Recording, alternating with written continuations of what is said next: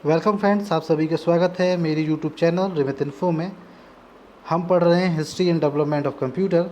History and development of computer में हमने अभी तक पढ़ा, सेकंड जनरेशन तक हम पढ़ चुके हैं।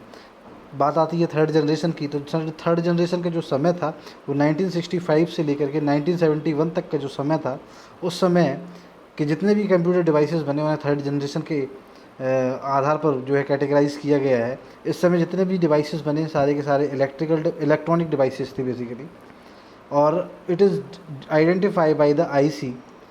ये सारे के सारे कंप्यूटर जो हैं आईसी के आधार पर आइडेंटिफाई किए जाते हैं। आईसी का फुल फॉर्म है integrated circuit. IC Bell laboratory में बना आपकी यूएसए में, और इसे बनाया जे जे किल्बी ने with the help of silicon 1965 में। क्लियर है? थर्ड जनरेशन के कंप्यूटर जो हैं वो आइडेंटिफाई किए जाते हैं आईसी के द्वारा, और इनमें जो इनपुट और आउटपुट जो डिवाइसेस हैं वो आपके थर्ड जनरेशन में फ़र्स्ट टाइम हम लोग क्या यूज़ कर रहे हैं यहाँ पर, कीबोर्ड और मॉनिटर यूज़ कर रहे हैं। अभी तक के जितने भी कंप्यूटर थे सेकंड जनरेशन तक जो भी कंप्यूटर था, वहाँ पर हमारा इनपुट आउटपुट का जो डिवाइसेस था वो पंच कार्ड था। बट अब पहली बार जो हम यूज़ कर रहे हैं वो कीबोर्ड एंड मॉनिटर यूज़ कर रहे हैं first time in third generation. तो जो थर्ड जनरेशन में जो इनपुट डिवाइसेस थे वो कीबोर्ड और माउस थे। साथ के साथ स्टोरेज डिवाइसेस में हम लोग वहाँ पर भी मैग्नेटिक डिस्क और ऑप्टिकल डिस्क का यूज़ कर रहे थे। यहाँ पर भी हमने मैग्नेटिक डिस्क का जो अपडेटेड वर्जन है, यानी कि हार्ड डिस्क और फ्लॉपी दोनों का ही प्रयोग किया। हार्ड डिस्क का ज़्यादातर प्रयोग हुआ, जिसके द्वारा हम ज़्यादा से ज़्यादा डेटा जो है स्टोर कर सके। हम लोग मेमोरी पढ़ चुके हैं हार्ड डिस्क के बारे में। बात आती है ऑपरेटिंग सिस्टम की, तो इस समय जो ऑपरेटिंग सिस्टम थे वो सारे के सारे टाइम सेविंग ऑपरेटिंग सिस्टम थे। मतलब इस तरह से डिज़ाइन किया गया ऑपरेटिंग सिस्टम्स को जिससे कि यूज़र का कम से कम समय लगे और ज़्यादा से ज़्यादा कार्य हो सकें। और जो सॉफ्टवेयर थे वो रियल टाइम सॉफ्टवेयर थे। बेसिकली रियल टाइम सॉफ्टवेयर जो होते हैं ऑपरेटिंग सॉफ्टवेयर, रियल टाइम मतलब जो समय चल रहा है उस टाइम में ही परफॉर्म करना विदाउट लैगिंग, आपकी प्रोसेसिंग करना रियल टाइम ऑपरेटिंग सिस्टम की खासियत होती है। इसलिए ये जो है टाइम सेविंग होते हैं। और साथ के साथ साथ इनमें क्या खासियत होती है, वन टाइम में आप कई सारी मल्टीपल जॉब्स जो हैं, कई मल्टीपल टास्क जो हैं कर पाते हो, इसलिए ये ऑपरेटिंग सिस्टम जो है टाइम सेविंग रहते हैं। तो अब मल्टी शब्द से मिलकर कई सारे यहाँ पे टर्म बने हुए हैं, और सारे के सारे टर्म जो है एग्ज़ाम के पॉइंट ऑफ व्यू से बेस्ट वेरी इंपॉर्टेंट। तो सबसे पहला टर्म जो है मल्टीटास्किंग। मल्टीटास्किंग मीन्स टू और more task work with together. ऐसे दो या दो से अधिक कार्य जो कि साथ हो रहे हैं, जब कोई दो कार्य जब साथ हो रहे हों या दो से अधिक कार्य साथ हो रहे हों, तो ऐसी प्रोसेसिंग क्या कहलाती है। बेसिकली ऐसे कार्य क्या कहलाते हैं, मल्टीटास्किंग कहलाता है। नेक्स्ट टर्म है multi processing. Multi processing two और more process or work together in super computer और मेन फ्रेम कंप्यूटर।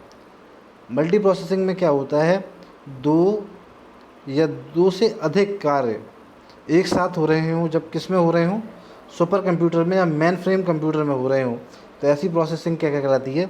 बेसिकली वहाँ पे प्रोसेसर दो यूज़ हो रहे हैं, क्या हो रहे हैं, दो प्रोसेसर यूज़ हो रहे हैं, एक से ज़्यादा प्रोसेसर वर्क कर रहे हों, तो ऐसी प्रोसेसिंग कहलाती है मल्टी प्रोसेसिंग। क्लियर है भाई? ये मल्टीटास्किंग मल्टी प्रोसेसिंग जो है कई बार पूछ लिए गए हैं पेपर में, तो आप समझ लीजिए, अच्छे से समझ करके इसको जो है आंसर करना है। अब पूछा अगला टर्म है मल्टी एसेस। टू और more person access same thing at the same time. जब दो या दो से अधिक लोग एक किसी किसी एक चीज़ को एक निश्चित समय में ज़्यादा लोग यूज़ कर पा रहे हों, दो या दो से अधिक लोग जो है यूज़ कर पा रहे हों, तो ऐसी चीज़ को क्या बोलते हैं, मल्टी एसेस चीज़ बोलते हैं, मल्टी एसेस थिंग बोलते हैं बेसिकली, या ऑपरेटिंग सिस्टम बोलते हैं वो। या आपका कोई सिस्टम सॉफ्टवेयर हो सकता है, या सॉफ्टवेयर हो सकता है, एप्लीकेशन हो सकता है, कुछ भी हो सकता है।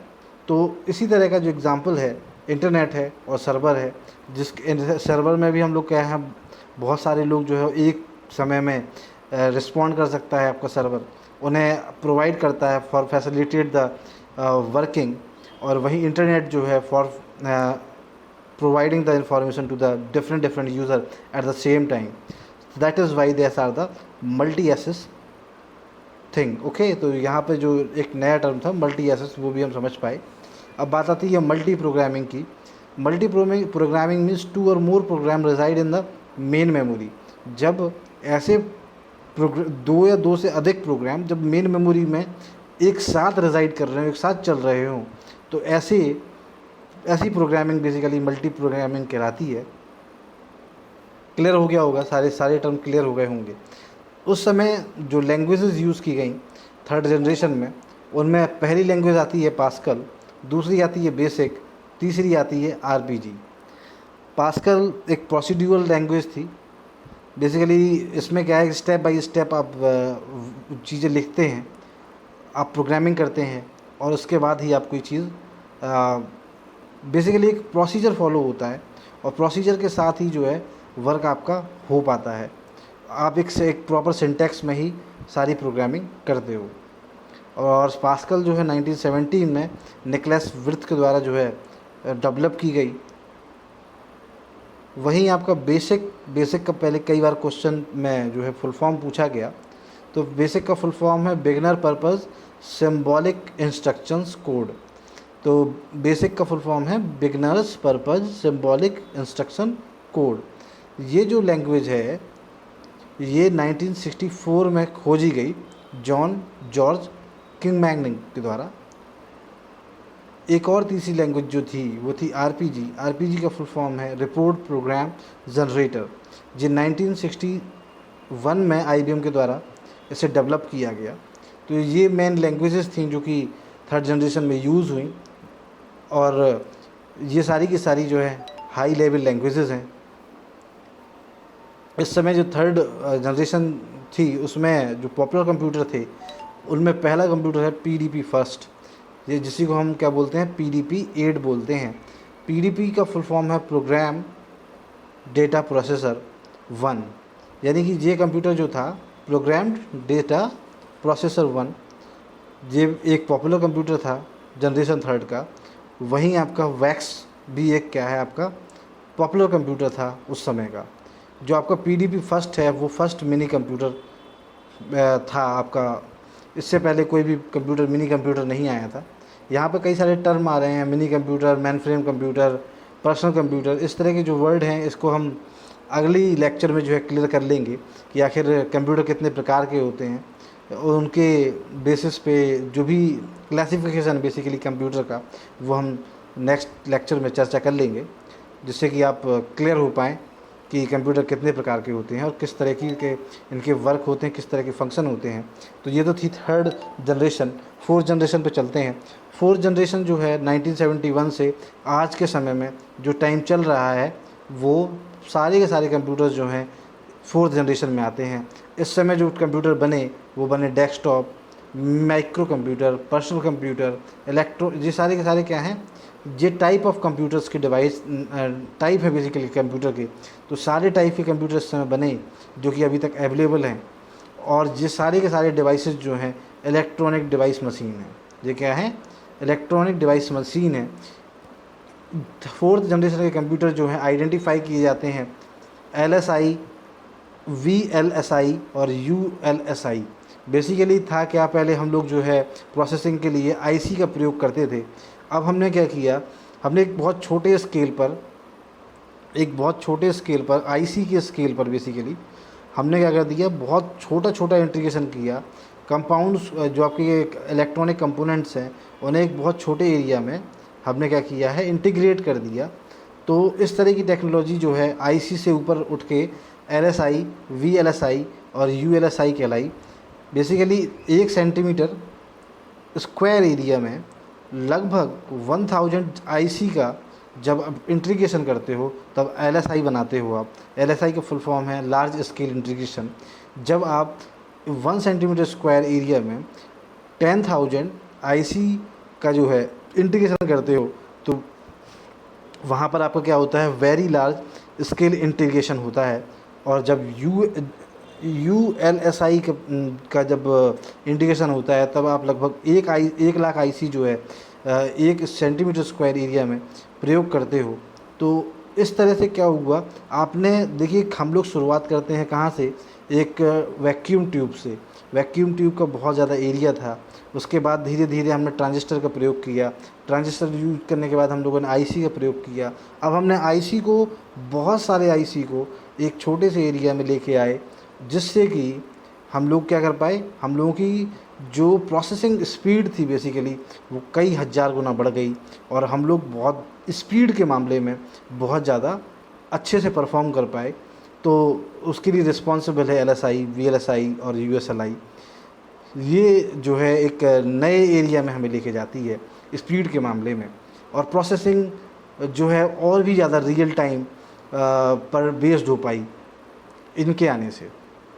तो ये तो था आपका प्रोसेसिंग के लिए जो चीज़ें यूज हुई। अब बात आती है इनपुट आउटपुट डिवाइसेस की। तो इनपुट आउटपुट डिवाइसेस जो है यहाँ पर बेसिकली क्या है, आपका कीबोर्ड और मॉनिटर है। यहाँ पर कीबोर्ड और मॉनिटर जो है एक इनपुट आउटपुट डिवाइसेस हैं। साथ के साथ साथ यहाँ पर जो पहली बार जो यूज़ हुआ वो यूज़ हुआ माउस, जिसको हम स्टैंडर्ड भाषा में माइस भी कहते हैं।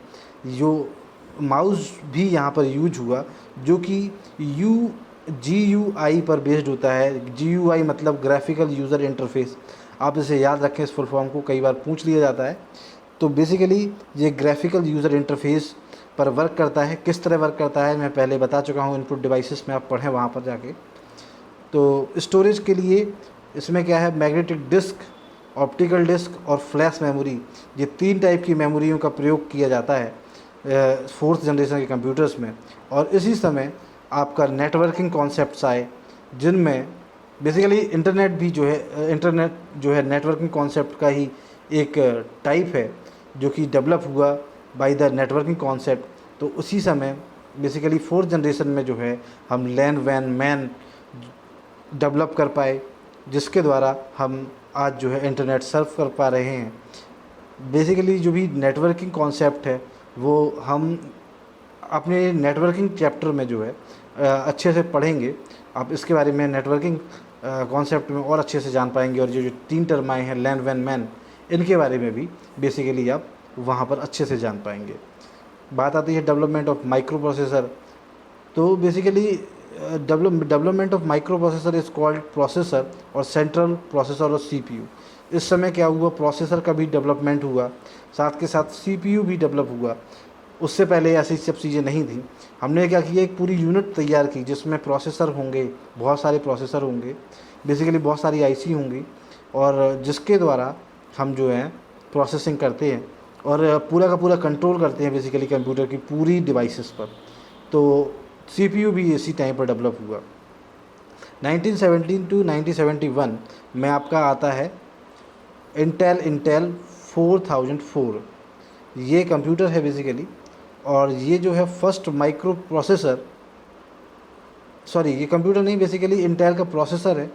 इंटेल एक कंपनी है, इंटेल ने एक प्रोसेसर बनाया 4004, जो कि पहला माइक्रो प्रोसेसर था वर्ल्ड का। माइक्रो प्रोसेसर मतलब छोटे साइज़ में प्रोसेसर क्रिएट करना। हमने पहले क्या है, प्रोसेसिंग के लिए वैक्यूम ट्यूब का प्रयोग किया, जो कि बहुत बड़ी होती थी। और माइक्रो प्रोसेसर बेसिकली आपके जो आप बेसिकली आप इस तरह से समझें कि लगभग 3 सेंटीमीटर 3 सेंटीमीटर स्क्वायर क्यूब से लेकर के आपका यहाँ तो 3 इंच स्क्वायर 3 इंच भी हो सकता है प्रोसेसर जो है। तो काफ़ी बड़ा होता है साइज़ में, मतलब आप इंचेस से ले सकते हैं, मतलब कि 3 फुट आपका, सॉरी 3 इंच इसकी लेंथ और 3 इंच जो है ब्रेथ हो सकती है। तो कुल मिलाकर काफ़ी छोटा इंटीग्रेशन किया हमने, और उसमें ना जाने कितनी IC होती हैं, जिस तरह की आपको मैंने दिखाया LSI VLSI के बारे में। तो मतलब हम बहुत छोटे प्रोसेसर बना पाए। तो ये पहला प्रोसेसर था इंटेल का 4004, जो कि 1971 में आया। और ये जो प्रोसेसर था 4 बिट प्रोसेसर था। बेसिकली इसकी जो स्पीड थी 4 बिट प्रोसेसिंग की थी। इसे मैरिशियन E हैफ ने जो है डेवलप किया, ठीक है। Most processor manufacture by Intel in 1968। बहुत सारे प्रोसेसर जो है इंटेल यूएसए की कंपनी है और इसने जो है डेवलप किए बहुत सारे processor. Intel 8086 is the most popular processor of Intel का 8086 जो है सबसे ज़्यादा पॉपुलर इंटेल प्रोसेसर है। ये जो है पहला 60 बिट प्रोसेसर था। ये क्या था?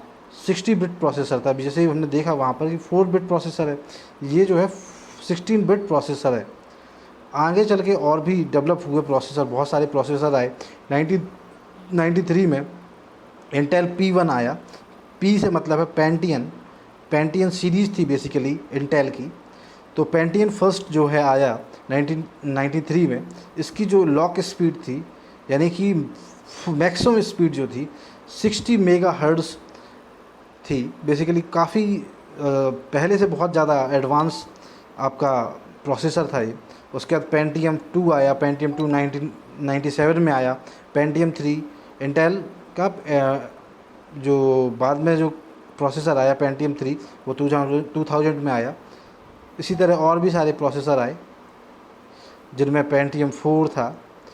फिर उसके बाद और सीरीज़ आई, ड्यूअल कोर सीरीज़ आई जो कि 2006 में आई। पेंटियम 4 आपका 2004 में आया।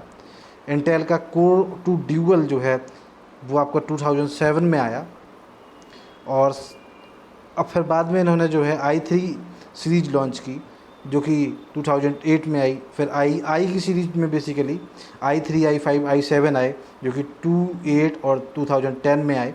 सबसे लेटेस्ट जो प्रोसेसर इस समय अभी चल रहा है वो है आपका लेटेस्ट प्रोसेसर 2010 का है। बेसिकली i7 प्रोसेसर यूज़ हो रहा है और इसकी जो लॉक स्पीड है 1350 मेगाहर्ट्ज़ है। ओके, इस समय के जो कंप्यूटर थे बेसिकली आपके 4 जनरेशन के, तो उनमें जो पॉपुलर हैं वो है Cray 1, Cray 2, VAX 900। तो Cray 1 जो है फर्स्ट सुपर कंप्यूटर था पूरे वर्ल्ड का जो कि चाइना ने बनाया। और VAX 900 जो है that is the super mini computer in the world. ये क्या है? Super mini computer, basically mini computer है जो कि सुपर कंप्यूटर है बेसिकली। तो ये जो है डेवलप हुए। ये जो कुछ पॉपुलर कंप्यूटर्स हैं जो कि जनरेशन 4 में आए। अब बात करते हैं जनरेशन 5 की। जनरेशन 5 अभी तक नहीं आई है, आने वाली है। जो हम चेंजेस कर रहे हैं, जो चीज़ें हम चाह रहे हैं वो इसमें डालना चाह रहे हैं। तो इसमें हम चाहते क्या हैं? We want to create the intelligence, emotion and feeling and the 5th generation computer based on the AI। हम चाहते हैं कि कंप्यूटर में इमोशंस डेवलप हों, बुद्धिमत्ता डेवलप हो, साथ के साथ इसमें फीलिंग्स डेवलप हों। और ये सारे कंप्यूटर जो हैं AI, यानी AI का फुल फॉर्म है आर्टिफिशियल इंटेलिजेंट। कई बार पूछ लिया जाएगा कि what is the full form of AI, तो बता पाएंगे। तो बेसिकली क्या है कि आपका 5th जनरेशन के कंप्यूटर जो हैं AI पर डिपेंड होंगे और ये सारे के सारे ऑटोमेटिकली वर्क करेंगे। That is free from the user. Basically ये ऑटोमेशन मोड पर होंगे, ये अपने आप काम करेंगे। इनमें खुद की इंटेलिजेंस होगी, खुद के इमोशंस होंगे, खुद की फीलिंग्स होगी, जिसके आधार पर ये वर्क करेंगे। इस पर काम चल रहा है। 5th जनरेशन कंप्यूटर जो है बेस्ड होगी, इन पे जो ऑपरेटिंग सिस्टम होगा वो आपका KIPS ऑपरेटिंग सिस्टम होगा। KIPS ऑपरेटिंग सिस्टम का जो फुल फॉर्म है नॉलेज इन्फॉर्मेशन प्रोसेसिंग सिस्टम है। बेसिकली KIPS पर ये जो है वर्क करेंगे। काफ़ी सारी इनमें अभी सर्चेज चल रही हैं और कंप्यूटर जो है डे टू डे जो है आपके डेवलप हो रहे हैं। नेक्स्ट टॉपिक में हम जो पढ़ेंगे वो पढ़ेंगे टाइप ऑफ कंप्यूटर। तो बने रहिए मेरे साथ। जनरेशन हमारी पूरी ख़त्म हो चुकी है, कंप्यूटर का डेवलपमेंट हो चुका है। बने रहिए। अगर आपको अच्छा लग रहा है तो लाइक करें, अगर लगता है सब कुछ हेल्पफुल है और आपके फ्रेंड्स के लिए भी हेल्पफुल है तो शेयर ज़रूर करें, चैनल को सब्सक्राइब करें और बने रहें मेरे साथ। धन्यवाद।